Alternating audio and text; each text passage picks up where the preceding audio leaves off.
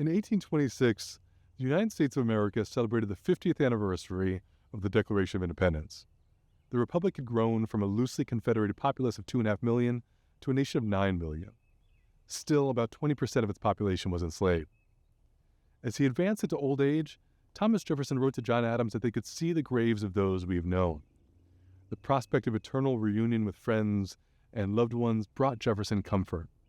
He understood that the earth belongs to the living. "My temperament is sanguine," Jefferson wrote. "I steer my bark with hope in the head, leaving fear astern." Jefferson held faith in the blessings of self-government.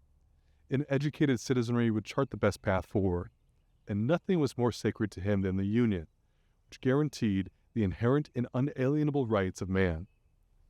As he had written in his first inaugural address in 1801, Jefferson believed that the United States was the world's best hope. Slavery, which Jefferson criticized throughout his life, remained the most vexing problem of the Republic 50 years after its founding. Expansion, and with it the rise of the domestic slave trade, made abolition a seeming impossibility. And deep in debt, Jefferson could not emancipate the families he enslaved. From a childhood memory of being lifted onto a pillow by black hands to an enslaved man adjusting his pillow in his last moments, Jefferson's life was bookended by enslaved people carrying out his desires. Jefferson willed himself to survive until the 4th of July, when he died at the age of 83. John Adams died on the same day.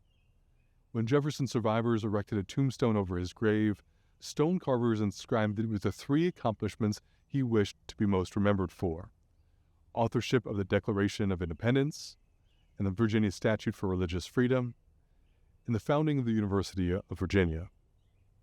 Self-governance, freedom of conscience, and education were his gifts to posterity.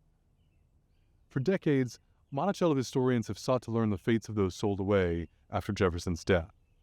Through this research, we have learned about all of Monticello's families of the founding generation and how they, and we still today, seek to live out the exalted principles of the Declaration of Independence. As Jefferson wrote, "I shall not die without hope that light and liberty are on a steady advance. The flames that kindled on the 4th of July, 1776, have spread over too much of the globe to be extinguished by the feeble engines of despotism." 250 years later, let us be inspired to keep that ball of liberty rolling around the globe.